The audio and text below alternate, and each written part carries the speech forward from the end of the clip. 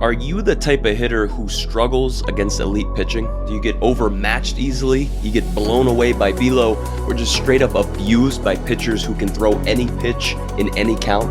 In this episode, we're going to dive into the secrets to consistently hitting elite pitching so that you can have the best season you've ever had this spring.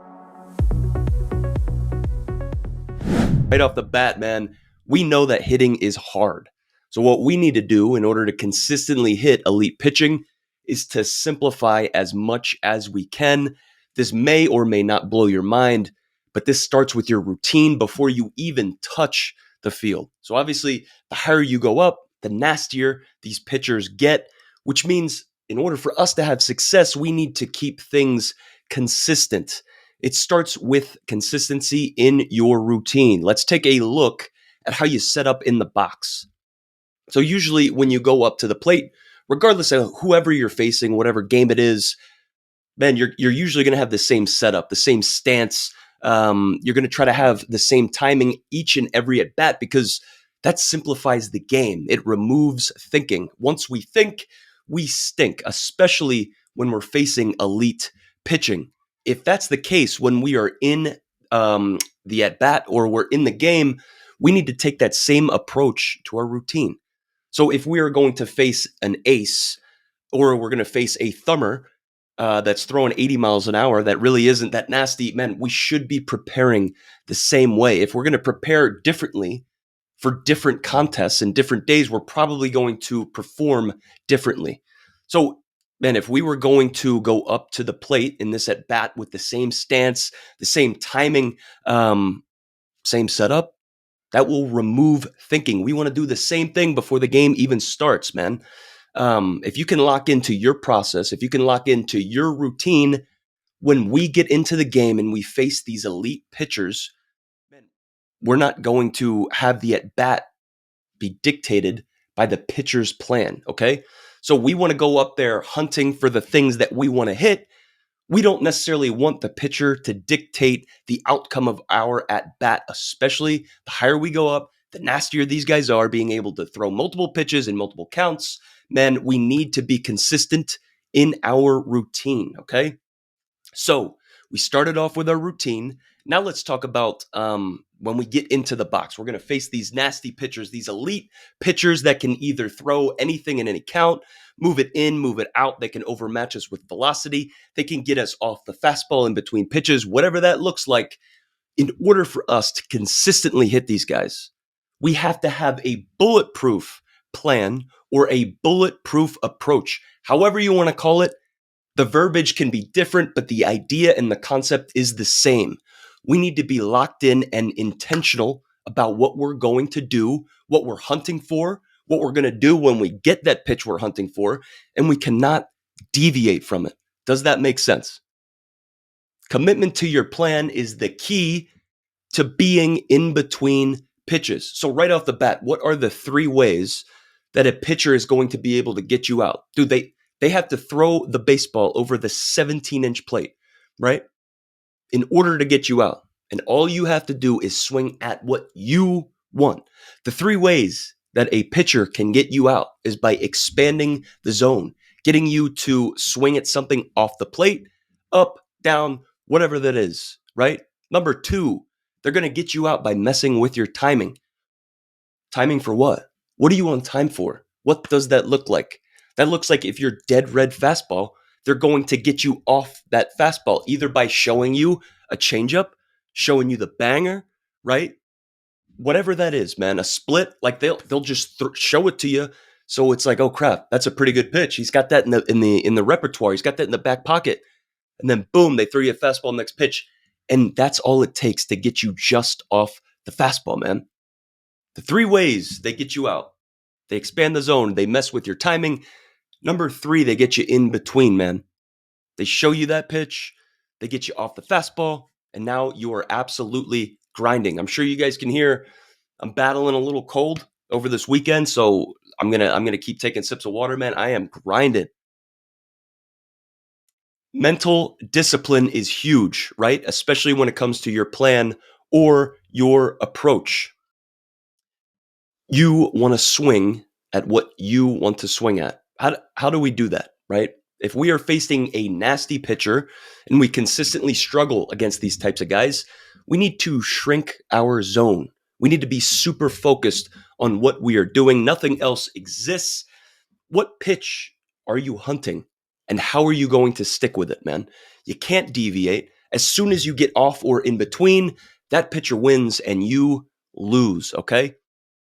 So you need to have consistency in your routine and you need to remain consistent with a bulletproof plan, a bulletproof approach. If you don't have a plan or an approach, one will be handed to you, one will be assigned to you, and it very well might not be a good one, right? It's going to be something you pick up from other players, pick up from your teammates, pick up from your friends, and they're not always the ones that you want to be learning from, right? Learn what you need to do in order to perform your best, but you need to have a plan. You need to have a bulletproof approach that you cannot deviate from. All right. So, baseball will break you, okay, if your mind isn't ready. If you haven't been broken yet in the game of baseball, now we're talking about the mental game, it means you haven't played long enough. Okay. How many at bats or how many games have you given away just because you doubted yourself or you were frustrated or you made a mistake that freaking spiraled into a bad day, into a bad week, maybe a bad month, and you couldn't get out of it? 90% of success that happens in baseball is mental.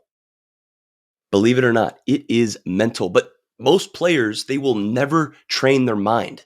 And that is why the majority will never reach their full potential in this game. That's how I was able to surpass a lot of the players I went up against.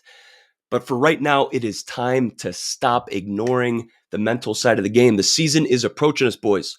That's why I created the Diamond Mind, a 6-week mental mastery program.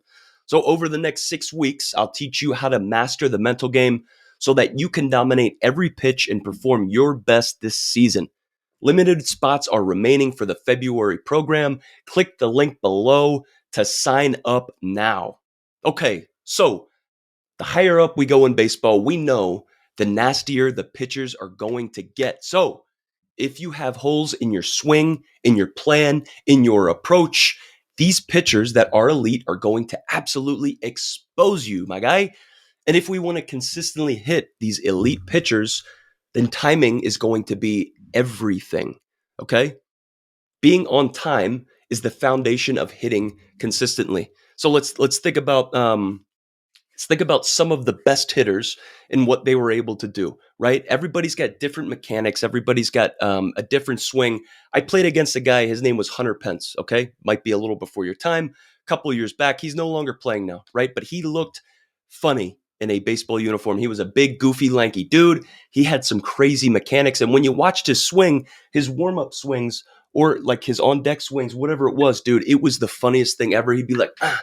And it was weird, dude. It was weird, okay? So your swing can look a certain way. You can have the weirdest mechanics, but if you're on time and if you have an approach, if you have a plan, you have a chance. Timing is everything, okay?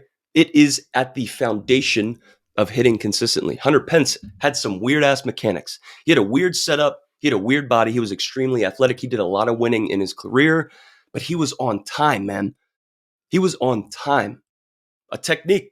You want to have some sort of rhythm at the plate, right? I played with another great hitter, Jason Worth. I always asked him, man, what were you trying to do in your approach? He played for a long time, made a lot of money, won a World Series. He wanted to black out and do his dance at the plate. So that means turning off his mind, doing his dance, getting rhythm, and just seeing the ball, hitting the ball. Okay. So when we talk about rhythm, we're talking about timing. You don't want to just be standing still like a statue, right? Gripping the baseball bat, just standing here like this, not moving, nervous, tense. I'm gripping this stuff hard, right? If you're on deck, man, get your timing off this pitcher. So he's throwing his warm up pitches, man. Get your timing. What are you doing on deck if you're not getting your timing for that fastball or whatever it is that you're hunting? When you are on deck or you're in the hole, man, sitting on the bench, whatever it is, anticipate the pitch you're going to be hunting, whether it's the fastball, and get on time for it, dude. So when you get up to the plate, shit is simple. You don't have to think. You give yourself the best chance for success, okay? You can't be on time for the fastball if you're on time for the off speed. The higher we go up, the nastier these pitchers are, and the more spread or the more deviation, I guess, the higher the gap is between their pitches is what I'm trying to say. So like a pitcher may throw 70 for the curveball or like a slow off speed pitch and then might throw like 90 or 95, right? That's 20, 25 miles per hour worth of difference. Okay. So you can't be on time for that off speed pitch, the little get me over curveball, and be on time for the fastball. It doesn't work like that. If you're trying to go about your business like that, covering multiple pitches in multiple places, you're probably an average baseball player. Definitely an average hitter, but probably an average baseball player. I'm sorry, but we can change it now. Okay? You can't be on time for the fastball if you're on time for anything else. All right? Does that make sense? Moving on. If we want to consistently hit elite pitching, you have to simplify your mechanics. There is no other way. The higher we go up, the nastier the pitchers are. Less is more, okay? Less is more. We want to simplify our mechanics. Something that changed my career was in 2017. I had the best year of my life. I won the Mariners minor league hitter of the year, hit over 300. Man, I was struggling in double A years prior, 2015 and 16. Couldn't figure out how to hit these nasty pitchers that can throw 95 plus. Starters throwing 95 plus with 3, 4 pitches that they could bang around in the strike zone at any given point. D. Gordon, a little speed guy that played the same type of game that I played, the same type of everything I tried to go about, he was able to do just at a higher level, man. He told me something that resonated with me that really unlocked a whole lot for me. And this is his bat, so this is perfect for me to break this out, dude. He took one of my spring training bats and he saw that the marks on the bat. So if this is the barrel right here, he saw that more like if this is the sweet spot right here, he saw that the majority of the marks came a little bit like closer to the label as opposed to off the end. So like as hitters, dude, we are going to get jammed more than we're going to hit off the end. Okay, we want to hit the baseball on the sweet spot of our barrel, right? The sweet spot's tiny. Okay. The sweet spot is tiny. And more often than not, when we mishit a baseball, we're going to get jammed in here as opposed to hit it off the end or just completely miss, right? Does that make sense? So, D. Gordon said this to me. If the sweet spot of this bat is right here, about 2 inches or whatever that is, all right? And the majority of my contacts and my mishits are in here, why don't I just choke up an inch or two? And then these mishits that are here will be right up here in the barrel. And I said, dude, you know what? I don't like that because I don't have any power. Okay. I don't have any power. I haven't hit any home runs. I think up until that point, dude, I had like less than 5 home runs in my entire career. So I was 25 at that time. I had less than 5 home runs in my entire career. I was trying to be a major league baseball player, dude. D. Gordon told me to choke up. I choked up that year. I won the minor league player of the year. Okay. Hit 4 home runs, hit a bunch of extra base hits, stole a bunch of bags. But what I'm trying to get at is choking up gives you more control. Okay. You can control the bat, control the barrel a little bit more. You can whip that shit through the zone. When it comes to catching up, simplifying, consistently hitting against these elite pitchers, man, we need to water down our mechanics. We need to make them efficient, and choking up could have a significant impact if you are getting blown away or just fooled, and you don't trust your hands. Okay, try choking up. It really could change things for you. All right. When we talk about simplifying our mechanics, moving up an inch off the knob, dude, is not going to hurt. All right. Check it out. We do it in 2 strikes anyway. If that's our 2 strike approach, man, the majority of my home runs were in 2 strikes by accident. Okay, short and quick. You don't sacrifice power by choking up, man. You don't. You just gain a little bit of control and a little bit of more. Okay, less is more at the higher levels. Stay efficient in your movements. Choke up, widen out, shorten your swing. So if we got a guy that is pumping fuzz or a guy that just is absolutely nasty with a high spread, multiple pitches, throws at any time, any count, doesn't matter.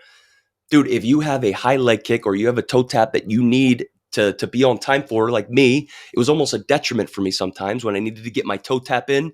If a pitcher was doing a slide step or a high leg kick, it would screw me up. Right. So if you widen your stance, you choke up, You shorten your swing, man. We simplify stuff that gives you the best chance for success in order to consistently hit elite pitchers. We need to also adjust for velocity. All right. We have to adjust for velocity. So, yes, choking up has a great way of doing that. Widening out has a great way of doing that. However, are you moving back in the box, dude? Where do you set up in the box? For me, I always, okay, so we talked about keeping our routine like bulletproof. I know we used approach as bulletproof and the plan as bulletproof, but like our routine needs to be bulletproof as well. All right. We move back in the box. So I always wanted to set up the same way, right? I wanted to keep my routine simple. I wanted to keep my approach simple, my plan simple. I wanted to also keep it simple when I was setting up in the box. I wanted to do it the same way, every single time. So I didn't have to think. So I set up in the very back of the box. My back foot was on the back chalk. I was not going to get beat by a fastball. You needed to beat me with something other than a fastball if you were going to get daddy out, right? So in order for me to adjust to velocity, I was always in the back of the box. I was somebody that struggled with velocity early, so I needed to make those adjustments. If you want to hit high velocity pitchers, try moving back in the box, all right? So pitchers with elite breaking stuff. Maybe they don't have an overpowering fastball. Maybe they don't have multiple fastballs that can go this way, that can go this way. Maybe something that goes like this, whatever that is, man.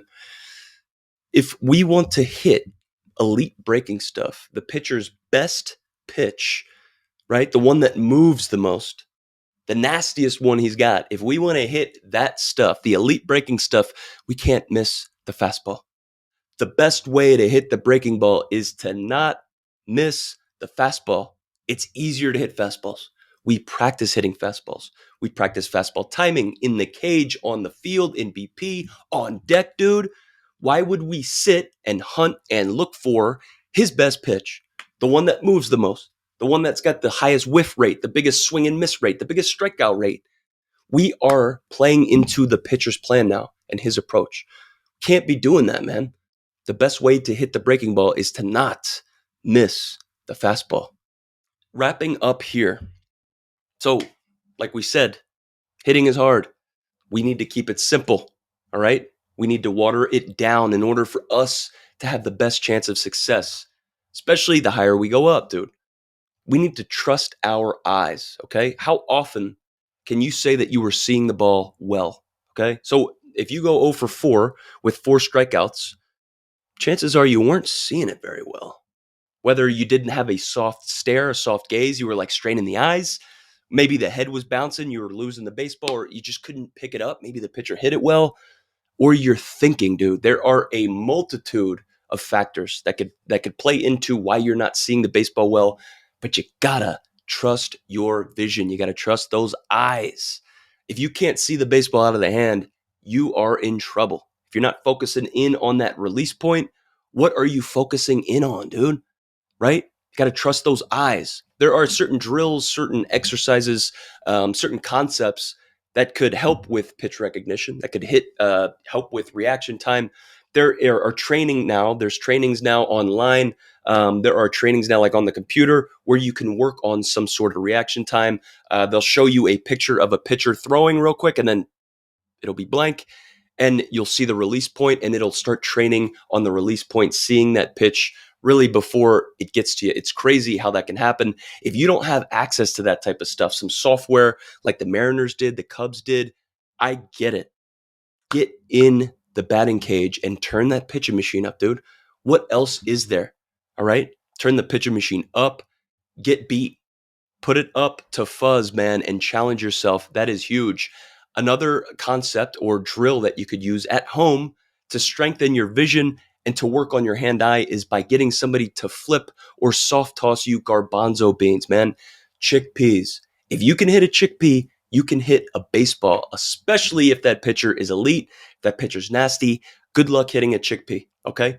Maybe 10, 15 feet away, somebody takes a knee and they're just flipping you chickpeas, garbanzo beans that you could buy from the grocery store, dude. They are seriously tiny. And if you can start consistently hitting these chickpeas back up the middle at the partner that's flipping it to you, dude, that is going to train you for this off season. Okay. Excuse me, for this season coming up. It's huge. Try it out. Focus on his release point. Do not strain the eyes. Have a soft gaze, right? So I'm not going to be up there looking at his release point like this, trying to lock in, right? Furrowing the brows a little bit, dude. I'm not seeing the baseball well. Nice and easy, okay? Relax the hands, relax the neck, relax the traps, dude. Relax the eyes, relax the face. You don't have to be up there like this, right? Relax, bro. Trust the vision, trust your eyes, trust your hands, trust your training. Focus on that release point. If you're having trouble picking up the baseball naturally, okay? So none of this stuff's working. You're not thinking, right? You're fully locked into your approach and your plan, and you're still not picking up the baseball. Do you wear sunglasses when you hit? I absolutely hated wearing sunglasses when I hit. I felt like it took a little bit of depth perception away. I felt like I was just half of a percentage off whenever I hit with sunglasses on. Because of that, I liked hitting with eye black. Okay, so that was like the next closest thing. If it was really bright, if it was a twilight game, day game, man, hitting with eye black was huge. I did better in day games with eye black than I did not wearing eye black at night. Maybe I should have done that a little bit more, but it helps with the glare. Okay, if you are in between hitting with sunglasses on and hitting with sunglasses off, try hitting with eye black on, dude. It'll help with glare. It won't make things as bright, and you'll be able to trust the vision. All right. Another thing that this is something that I was just working with one of my players on, David, when we're talking about adjusting your eyes to the sunlight. Let's say you're playing in a day game. Okay, you're playing in a day game, and it isn't necessarily bright enough for you to wear sunglasses, dude. But if you aren't wearing sunglasses, feel like you're squinting your eyes. It's bright, whatever that is. Close your eyes and look up at the sun for 5 to 10 seconds. Obviously, you do not want to look at the sun with your eyes open. That is not what I'm telling you to do. If it is bright and your eyes can't adjust before you get up to the plate to bat, close your eyes and look up at the sun for 5 to 10 seconds. And when you come back down and you open them up, your eyes will be adjusted. You won't have to strain. You won't have to like go like this in order to look. Your eyes will be adjusted. Try it out. You're probably going to have to do it multiple times throughout the game, but try it out. I don't know why that's something that isn't like taught or talked about a lot. I learned it at the back end of my career. Really did make a difference for me. Okay. Got to trust the vision. Got to trust the eyes. Lastly, if we want to consistently hit elite pitching, we got to be locked in right here. We got to have that mindset. We got to have a mindset mastery, if you will, at the plate. Can't be thinking about anything. If you think, you stink. We have to keep it simple, man. You can't be thinking mid swing. You have to trust the eyes. You have to trust the hands, the preparation, the stuff we just talked about. So if you go up to the plate with a dude that's throwing 98 and you're thinking about your front foot getting down or your hands getting back or you're separating or you're thinking about being on time, dude, you're out. You're out. I guarantee it. You are out. You have to trust your stuff and you have to go up there. You have to turn the mind off, black out, and do your dance at the plate. Okay? We need to understand the pressure is on the pitcher. There is a 17-inch plate in diameter, right? 17 inches across from this plate. That pitcher has to throw it over that 17-inch plate in order to get you out. You don't have to deviate from your approach. You don't have to swing or offer at what he wants to throw you. You can just lock in on what you're hunting and swing at the stuff you want. The pressure is on him. In order for us to have confidence and success against elite pitching, we need to shift the pressure from us to them. They need to make a pitch to us.